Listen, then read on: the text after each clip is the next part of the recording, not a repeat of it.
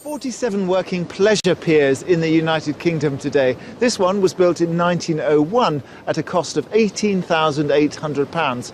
That's about £1 million in today's money. But which one is it and where am I? Find out in just a moment. On today's show, we're helping two workaholics swap the hubbub of metropolitan life for the soothing tones of the coast. They try to be positive. We have quite a light, airy kitchen now, and that's where the family tends to congregate. Right. I mean, it's got everything in here, it's functional. And take an unexpected turn. Well, it might surprise you, in this house I'll be tempted to leave it just as it is. Oh, really? Yeah. I am in Norfolk, and this is Cromer Pier. And there's been a pier or a jetty here for the last 600 years. And the previous one, which was half its length, was made of wood. And it had an interesting bylaw that stated that gentlemen were not allowed to smoke on the pier until after 9 o'clock in the evening, when it was assumed that all ladies had gone to bed. This modern structure is 500 feet long and includes a lifeboat station and the Pavilion Theatre, which hosts summer spectacles and Christmas shows. I'll be taking a walk along the length of the pier and exploring its history and heritage later on in the show. As you can see, there's some really glorious property here in Norfolk, and as a whole the county compares very favourably with England and Wales. The average price for a detached house here is £46,000 less than the national figure. Although, that said, it is a very big county, and like all counties it has its property hotspots, and here they tend to be on the northern coast. The beautiful little Georgian towns and villages like Blakeney, Holt, Burnham Overy, and in fact Blakeney is the most expensive square footage in the whole county. Now, we've got three lovely properties lined up for our buyers today, so let's meet them. David and Marie have lived in Wychbold, Worcestershire for the past 12 years, but feel the time is right to swap the bustle of everyday commuting with the peace and quiet of the Norfolk coast. We live very close to the M5 and the A38. You do get used to it, but it can be quite noisy.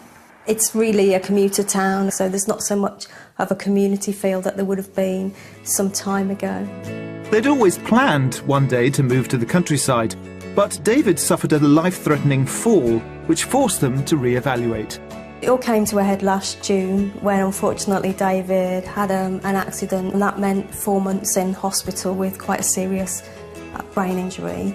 The accident, I suppose, kind of brought it home to me that I want more out of life. I want some of the things that I've always wanted to achieve, like living by the sea, like having dogs. And here was really the opportunity, and to keep putting it off no longer made any sense. And during the last month in hospital, David agreed with his company to take redundancy, and that was kind of my trigger really to say, well, maybe it's time for me to resign and for us to head off to the sea. With the children having flown the family home, it was time to think about themselves, and it wasn't hard to decide on the location for their escape. We live in a village called Munsley, which is just outside of Cromer, and it's very peaceful, and to add to the very rural feel that it has, there's also a beach and the seaside on its doorstep. And the Norfolk coast will enable David to indulge in his love of sailing. I always loved it. It's that sense of freedom. I want to buy a boat once I get to wherever we get to. Sun shining, nice day, bit of wind. Let's get in the boat and let's go out for the day. Fantastic. Moving to the country would allow another lifestyle change they're keen to explore. I was brought up with border collies, but I've never had one whilst I've been working. Now that situation's changed, I can achieve my original ambition, which is to get a couple of dogs. And they have a good idea of what they're searching for. I think our ideal property has a number of key components. Very much close to the sea. Probably a minimum of 3 bedrooms, but we'd like a reasonable garden. We've got a nice central point to the house where we live at the moment, the kitchen and the family room being together. It's just important for us to feel, as it will probably be our last move, that it's the right house, really. So all that remains to be discovered are the finances for their coastal relocation. The budget for the move is £325,000, but we are prepared to push higher than that if we get the perfect property.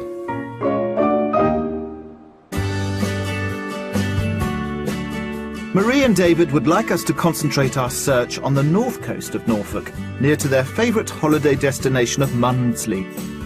I met up with them on local soil to discover more about what they're looking for in their new property. Welcome to Norfolk. Thank you. Well, it's actually snowing. Were you prepared for snow? I think we recognise that this sort of weather is quite common, yeah. We know a little bit about what you're looking for, the 3 bedrooms and the garden for the dogs. But I wanted to ask you more specifically about some of the things that are going to be happening as we look at the properties, particularly about style, because you haven't said a lot about the sort of style of properties you like. I think we like both old and new, but I guess we like the inside to be quite modern. OK. Is that shared, David? Do you feel the same way? Airy, a sense of space and light in the house. Well, for me, I prefer a single story, but that doesn't mean that we're wedded to a single story. We will look at others. What are you willing to pay for the house if we find a house that's really perfect for you? I think we're still looking up to 350. We'd also be happy to look at something under 300, but that we'd have to spend some money on, improving and making the house that we want. Well, as we walk round, please feel free to see through those things, knock down walls in your head, and we can talk about compromise as we go along. We've got some lovely properties. Great. Let's go and see them. Thank you. Follow me. Thank you. For a top budget of £350,000, Marie and David would ideally like at least 3 bedrooms, a large kitchen or kitchen diner to accommodate family gatherings, a good-sized sitting room, a large dog-friendly garden, all in a rural setting close to the coast. We found 3 fantastic properties to show them, and at each one I'll be asking them both to guess the price before I reveal it. The last will be a mystery house, a home they may not have considered on paper, but which we think might take their search to another level. So time to get our property hunt underway. You are moving from one side of the country to the other, and you've got children mainly on the west side, is that right? We have one in Surrey, one currently in Lancaster but moving back to Birmingham in the summer, and we have one in Falmouth in Cornwall. So they're spread fairly well apart. And I think, especially with what's happened to David, it's time to make the choice for us now. We've seen the children through education and university. They've all got their futures mapped. So it was about us, and we've talked to them all and made the decision it's Norfolk. We start our house search in the north of the county, in the village of Baconsthorpe, around 4 miles from Holt and 20 minutes away from Mundsley on the coast. To the north of the village lies the ruins of Baconsthorpe Castle, a moated and fortified 15th century manor house. All the essentials can be found in the nearby Georgian market town of Holt, as well as a unique array of curio and antique shops and galleries. Our first property is a 4-bedroom brick and flint period cottage surrounded by the unspoilt Norfolk countryside. Let's pop ourselves here, because then we get a good view of the house.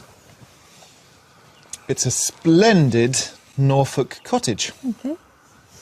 And quite old. We're Yeah. thinking it predates 1780, but it's in this very typical kind of flint and brick. Yeah, very typical Yes, Norfolk, isn't I it? like this style in Norfolk. Yeah. Obviously like to see a bit more of it. It has a very solid feel to it. Yep. You've got an outhouse here, which is also habitable. Okay. Yeah. So a sort of muted, sort of cards to the chest sort of response to the outside, but generally positive. Yeah, Yes. positive, nice village. Let's have a look inside. Okay.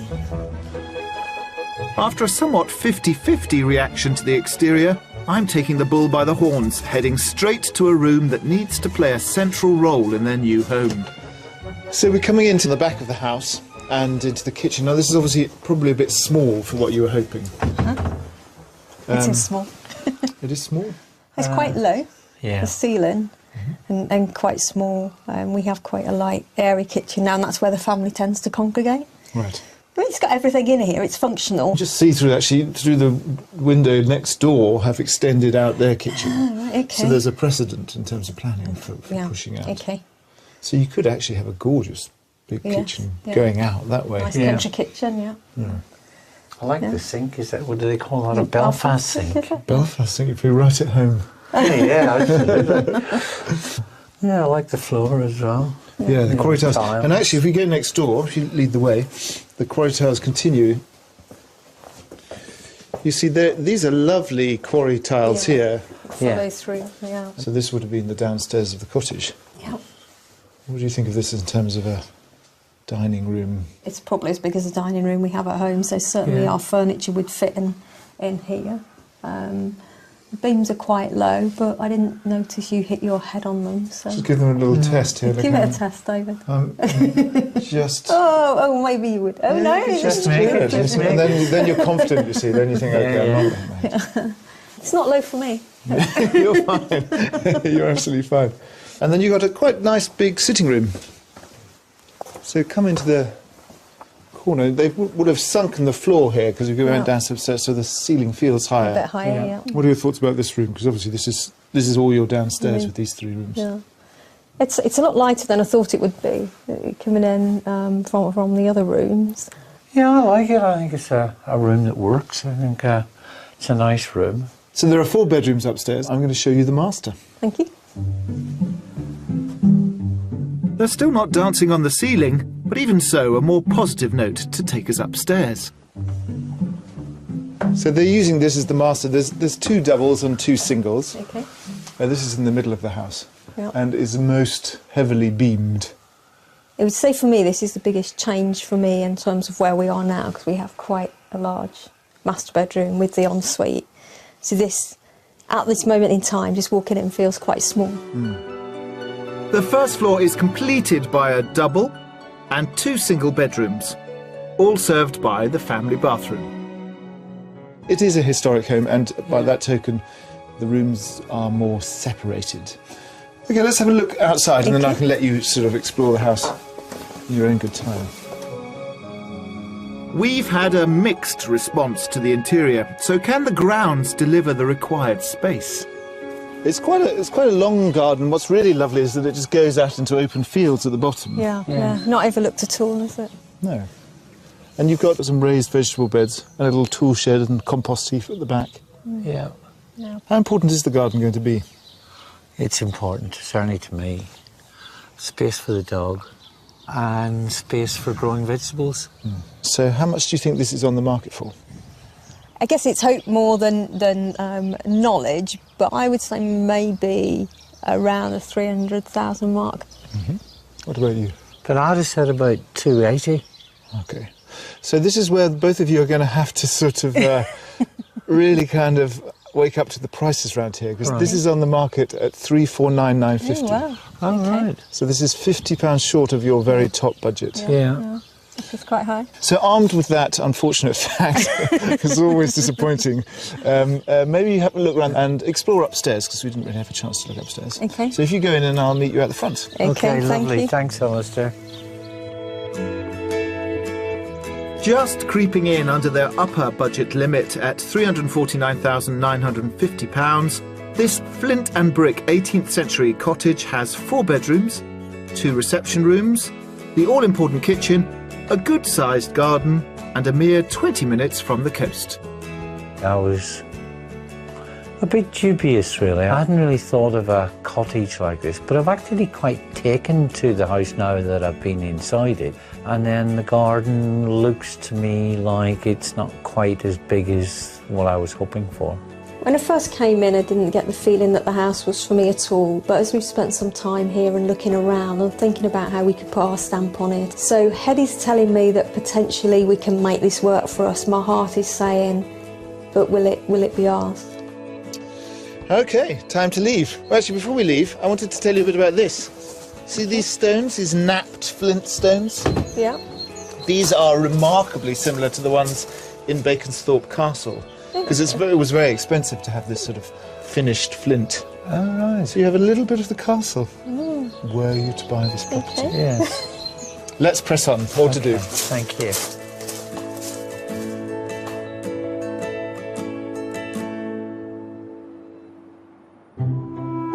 The beautiful Norfolk countryside with its sweeping vistas, pine forests and pastures benefits from a 1,200-mile network of trails traversing the county. Given all this walking potential and Marie and David's desire to acquire a lively set of dogs, We sent them to meet Michaela Smith of Beachside Agility and her two border collies, Harvey and Howdy, to find out about the UK's most popular canine sport, dog agility. Hello, Michaela. How are you? Nice to meet you both. Hi, I'm Rick. So we're here today. We've brought you to Great Yarmouth, just on the Braden Water, to have a go at agility. So how does that sound? Great, should be great fun. How long have you been doing agility training with the dog? I've been doing it now for 7-8 years, and I also do obedience as well. So I do both sports, and I really enjoy it. It's addictive. What kind of age do you start agility training with them? There's a recommendation that you don't really start doing agility training until they're a year old. You can't enter competitions until they're 18 months old. That's Right. the minimum age that they have to be able to compete. So today we've got a course set out for you. So would you like to have a go? I'd love to, yes, Absolutely. Okay, so off this way then. Helen Anderson, dog agility winner at Crufts 2013, is here to show Marie and David just how to direct your dog as fast as possible around the course. The Border Collie breed was originally bred to herd livestock. With top speeds of up to 30 miles an hour and motivation to work in partnership with their owners, it's no surprise the Border Collie is the most popular breed in dog agility, with two of the last Crufts agility winners being collies. That's really clever, the way she slaloms around those poles. Yeah, that's called the weave obstacle. Right, because it's the pace of the dog's just about synchronised with the gap that it's trying to get through. Yeah. Go, whoop, whoop, go. Go, whoop, whoop. Yes, go, go. Now they've seen how it's done, it's time for Marie and David to discover if they're natural dog handlers. Go! Tunnel! Tunnel! Tunnel! That's it. Agility was first introduced to the UK in 1978 at Crufts, when a committee member was tasked to come up with a way of entertaining the audience. Back then it was a largely jumping-style course resembling an equestrian show, designed to demonstrate dogs' natural speed and agility. There are some nice bits in there. Its popularity has significantly increased since, with around 400 dog agility competitions per year and over 600 agility clubs across the UK. Good boy. So, have you enjoyed that? Oh, brilliant. It's been really good. Thank you ever so much for all your time. Thank You questioned, yeah? You questioned about really getting good. fit. Yeah. So what are your thoughts on that? Harder than it looks. It is definitely harder than it looks. Marie and David seem to have been inspired by the idea of keeping active with Border Collies. Let's hope we can get them equally excited by our properties as their house hunt continues.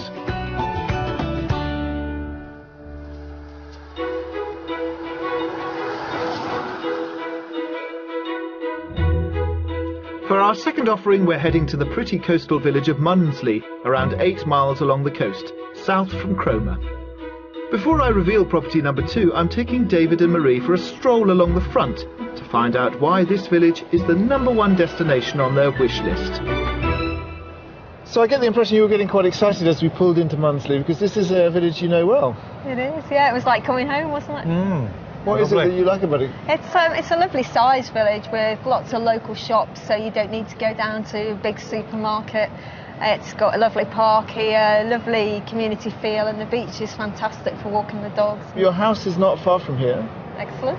It's not right on the coast, we couldn't quite magic that up for you, but it's definitely in Munsley. Brilliant. Lovely. Let's look. Yes, please. A short walk from the village centre lies house number 2, a detached 4-bedroom property with bags of period features. So we can still hear the sea, We can hear the sea, yes. and this is property number 2. Okay. It is, well actually, the fact you may not know about Munsley is that it was the Norfolk home of the poet William Cowper. All right, okay. Right. Cowper is written Cowper, and this is Cowper Barn. Okay. So it has history, and it's actually a 1930s construct on the foundations of the barn. Okay. Yeah, that looks really nice. Really unusual. I like it. I think it's really interesting. The interesting style of those pillars by the door. But the style of the house was nice. Yeah, Should we look inside? yeah, Yes, that'd be lovely. please. Yeah. Its situation in Munsley means we're already off to a flying start. But I'm keeping my fingers crossed with the interior, as this is a property which offers potential rather than the finished article. This is a good room to start in, because you can see the 1930s sort of feel to it, with these kind of 8-fold windows, the 8-pane glass windows, and you've got a log burner. So this is very much more open plan than the last one. Yes, it's really nice actually. I like the dual aspect because you've got light coming in from both sides. Yeah. And here you see this little alcove here. Yeah. This was when it was a barn. This is where the farmers would have put their candles so they could see the animals at night when they were tending them. It's nice. I mean, I like the thick walls again, which will mean it'll be a warm house. Let's take a look at the other mirror room. So the other side is the dining space, but you have this lovely 1930s fireplace. It's really nice. Yeah, it's unusual. It's nice. Is it a working fire? Does it still Yeah. work? Oh, excellent. Yeah, It would yeah. certainly fit our dining furniture. Get people in here easily. Yeah. And again, a feeling of air and space in the room. Yeah. Well, let's look at the kitchen, because that Okay. is obviously Okay. important for you. Thank you. Well, the kitchen, once again, could be an issue, Yes, it's very small. because it's actually smaller than the last one. Yes. But there is options for extension. The kitchen is mirrored by a utility area, and a toilet divides the two spaces. With the help of an architect, Marie and David could knock through to open up the whole area. It's whether you could live with this as a temporary. I think, to be honest, we could live with anything. There's only the two of us, and we were always prepared to look at projects so long as we could live in the house whilst we did it. You know, there's nothing that's not functional about it. It's just that we would tend to gather in the kitchen, come family room at home. But then you've got a large living space outside that combines the dining area with the lounge as well. So, Let's have a look upstairs. okay. I'll lead the way. After you. David and Marie are seeing the possibilities, and so far we're getting a better reaction than in the first house. I'm hoping that continues as we head upstairs. So come in here. This is what's being used as the master bedroom. But I think upstairs is something you definitely want to put your mark on. Yeah. Because there are 4 bedrooms up here. Oh, good. So another 4-bedroom house. Yeah. A little ensuite here. This has got an ensuite attached.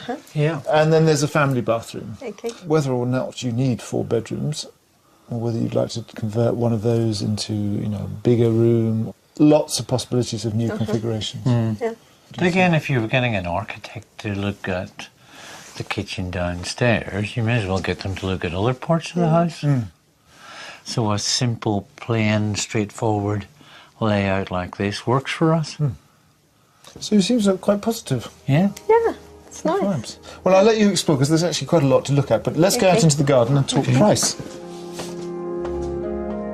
It may be lacking a wow factor, but the house continues to deliver positive reactions as a potential project for David and Marie to consider. Well, back from where we started. So now that we've seen inside, how does the property shape up? Yeah, it's really nice. Yes, I think it's got a lot of potential. We haven't really talked about the garden, David, and I know that that's your kind of department, and it is sort of noticeably smaller than the last one. Yes, it is. Honestly, I think there's plenty of potential for tying it up and again putting our own personalities under the garden itself. What about the price? Because it's right in the heart of a village that you love very dearly. It's a minute from the sea. Yeah. I guess my starting point on this one would be more where the finishing point was on the last one. So I'd say 340 to 350, so maybe 347. I'm going to go cheaper again. I think more like 320 or 330. Okay. Well, in this instance, David, your gut instinct is correct. This is on the market for 330. That's okay. So it's sort of split the difference between the two of you. That kind of price would allow us to start the improvements that we'd be thinking of. I would suggest that you go upstairs, because we really whizzed around upstairs, and actually there are some interesting constellations you could do upstairs, and maybe have a little scratch around downstairs to see if you could reconfigure that space. Okay. Yeah. Have a look inside, and I'll see you out the front. Okay, Lovely, thank you. thank you. On the market for £330,000, this 1930s property falls within their budget and comes with 4 bedrooms, a large dining room, a decent-sized sitting room, a manageable garden for David, all situated a stone's throw from the sea. I do like it. I think it's got character. I think it's a little bit different. So I like it a lot. I can see myself living here. I think we'd both be very happy here. Frankly, what's not to love about this house? Coming inside, it isn't exactly what we would have looked for, but I can see exactly what we can do to make it ours. There's some work to be done on it, so we can do that and make it ours, rather than move into something that's completely finished. I love the hanging tiles. I'm not sure it's terribly 1930s, but whatever it is, it's a success. I was just admiring the porch. It's a very handsome piece of architecture. It is, isn't it? Yeah. Very nice. Imagine a nice sunny day. Yes. Hot. Yeah. Hot, having afternoon tea out here. Yes. See, that's the sign you've already moved in when you're planning where to have tea. We can exit through the door onto the high street.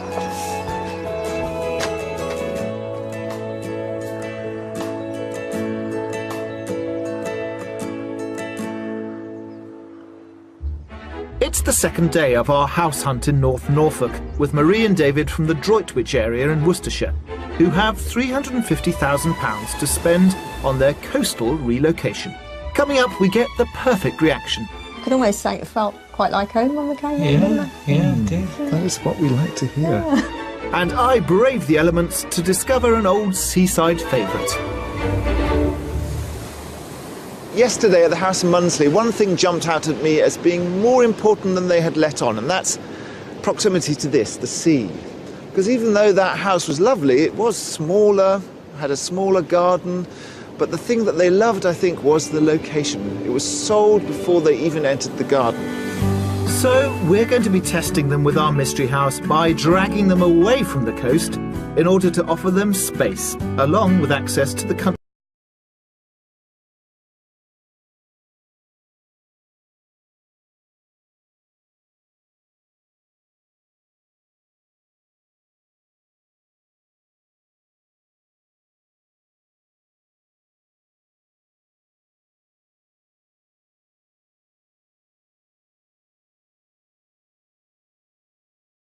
Many of the narrower shops still occupy their ancient plots huddled tightly against the churchyard.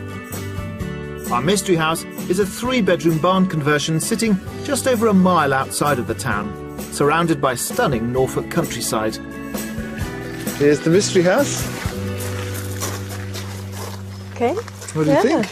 Yeah, it looks really nice. I live the setting, as we called it. Really like the setting. The sea's not here, but what a fantastic setting. Yeah, you're about 4 miles from Munsley, so that's your nearest spot of seaside. So you can see it's a single level dwelling. Yeah. It's a converted stable. It's part of a kind of series of farm buildings. Yeah. And the conversion was done back in the early 90s. And you can see that actually this little wing here and that wing here are new additions. The old part is the bit in the centre. Yeah.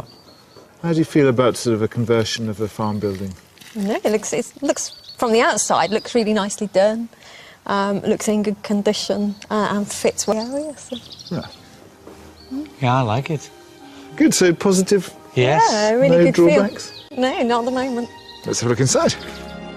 A very promising start, and although set on one level, I'm hoping that this stylish conversion can still deliver the space they're looking for.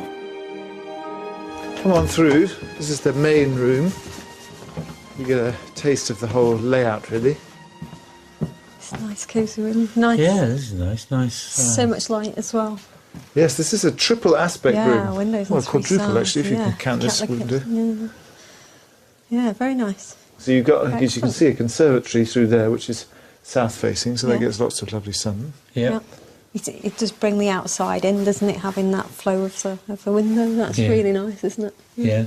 Yeah, I know, like it. So clearly, this is a very different offering. It's it's not a period property. No. Well, not certainly by look, and it's all on one level. Yeah. How do you feel about that, the single level concept? I'm very happy with single level because we wouldn't plan to move again, so I'll let my knees grow old here. So there's a good vibe that you're getting. Yeah, I like this. Let's look at the kitchen. That's been a bone of contention in the other houses. See if it is here.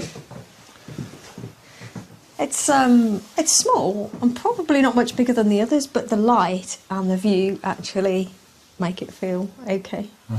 Feel fine, and you can see a conservatory out there. There's the potential to have a small sort of family table out there for breakfast and things. There is actually right next door there is a sort of dining room. Yeah. It's not huge, and all of these walls are stud walls really. So you could actually you could take that wall down Yeah. and open it up so that that's all just one big space, kitchen, Yes. kitchen, sitting room, Yeah. or take this room down and have it as a kitchen diner on this side, which is the east side of the house. Well, it might surprise you. In this house, I'll be tempted to leave it just as it is. Oh, really?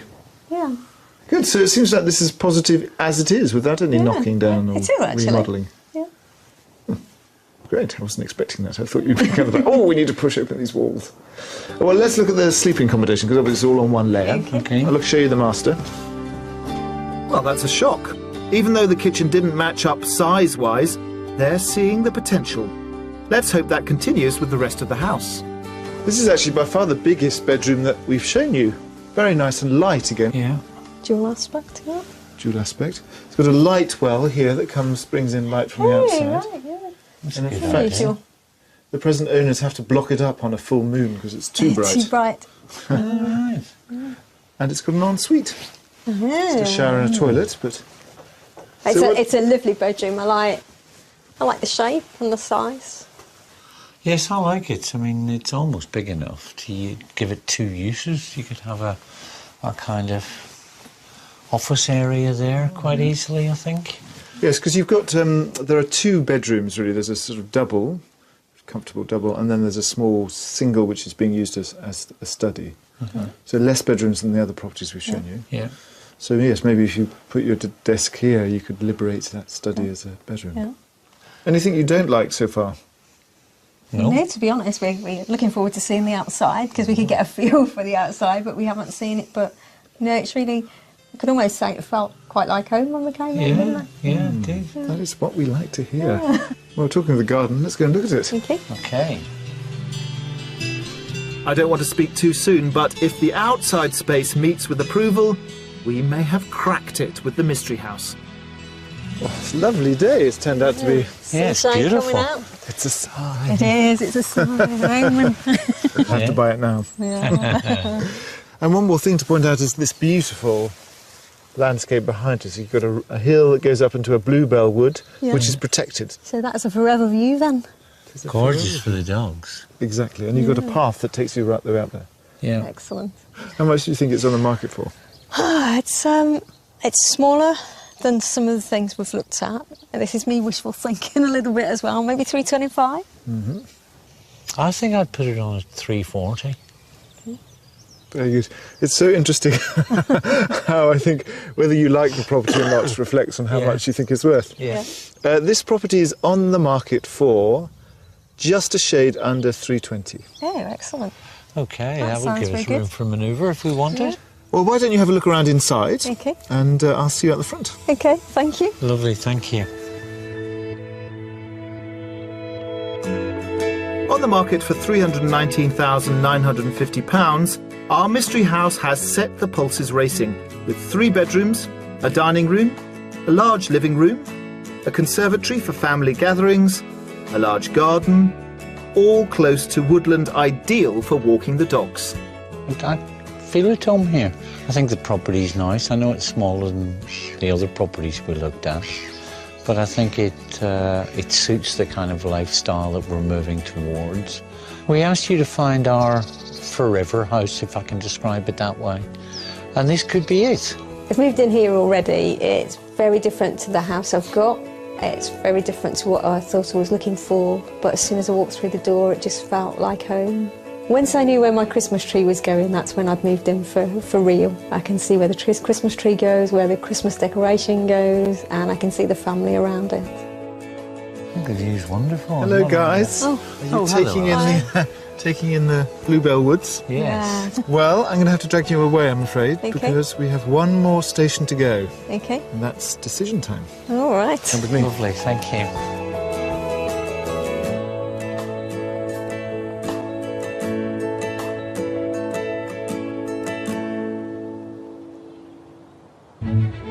We We've served up 3 delightful properties for Marie and David, but this easterly county has much more on offer if the Norfolk coast is where your heart lies.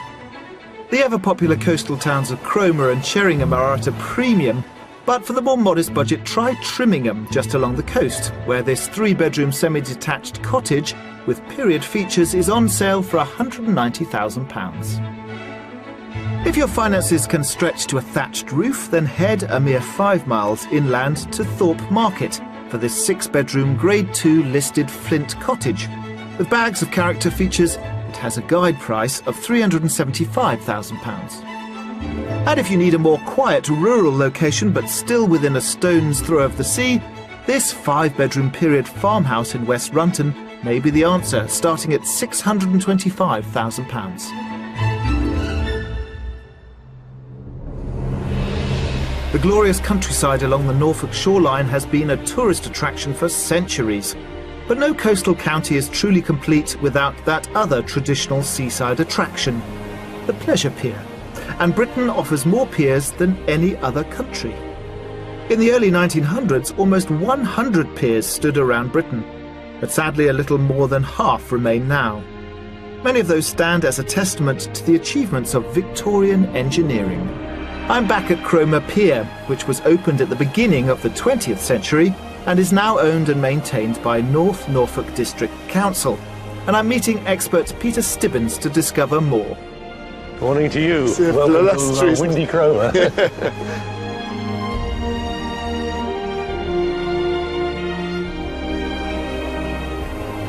Peter, it's a little breezy here on the pier. I should think it's blowing a good 8 this morning, 8? maybe guessing a little bit more. So tell me just describe what the pier would have looked like it looks now, or how would it have looked? It was certainly very open. There was no intention to have slot machines. It was a promenading and walking pier. So it was a purely pleasure pier, there was no function to it?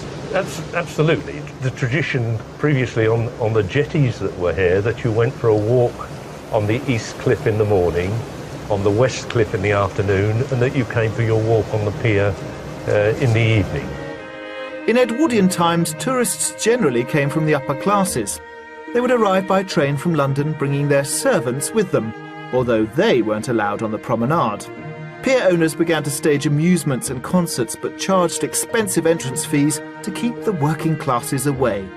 Eventually, the introduction of bank holidays and affordable train travel meant piers became popular attractions for everyone to enjoy. The pier was reserved for the townsfolk on Sundays, but the rest of the week it was your visitors you were after. Of course, we work the same way these days. We're delighted to have visitors here. The pier's original bandstand was roofed in 1907, and a new floor was laid to accommodate the new craze of roller skating. Over the next 20 years, the building was transformed into a fully fledged theatre, where in 1922, a group called the Rolling Stones performed. That's the 1920s variety troupe, not the rock band.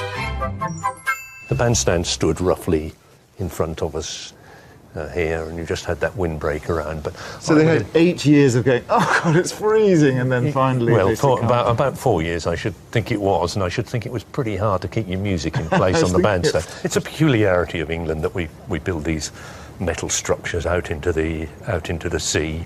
Very odd thing to do. And were there any was it ever on the circuit for the real stars, or was it always a sort of... We had one very funny favourite comedian of mine came on here last year and said, you play Cromer twice, once on the way up, once on the way down. I enjoyed myself the last time I was here. I love what you were saying about this quirky English habit of building a rickety old Mayan structure over the sea and having some entertainment. So long may it continue. It's a great British tradition.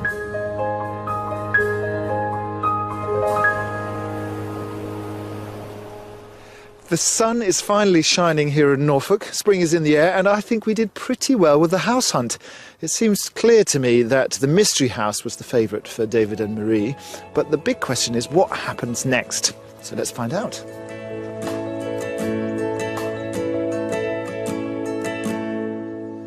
Marie and David, I need to check, first of all, whether I'm right. Is the mystery house your favourite? It is, yes. It certainly is, yes. And that's interesting because in many ways the mystery house offered you less than some of the other houses. I mean, the first house certainly had 4 substantial bedrooms. Yeah, I think it's, well, sizes and everything, as they say, but I think it's really about the feel of the house, and it just felt right, it felt like us. Yeah, and the setting of the last house was really good. And those views up the hill, I can just see ourselves sitting there outside the house, having a cup of tea, and just the whole peace and tranquility of the setting was brilliant. For me, when I went in, my heart was in there already. I'm not sure about David, but it felt like it was somewhere where we belonged, where in the second house, although the sea was there and that just lit us up, the house didn't give me quite the same feel. You said the Mystery House felt like home. Do you want it to become your home? At this moment in time, yes. We'd certainly like to go and see it again, but at this moment it does feel like something we'd make an offer on. I mean, we did like all 3 properties, in fairness, but our favourite by far is the Mystery House, I think. So fingers crossed that your house sells. Yes. And Indeed, that we see you in the Mystery House and on the high seas soon. Oh, yes, I'll wave at you as you go past. Thank you.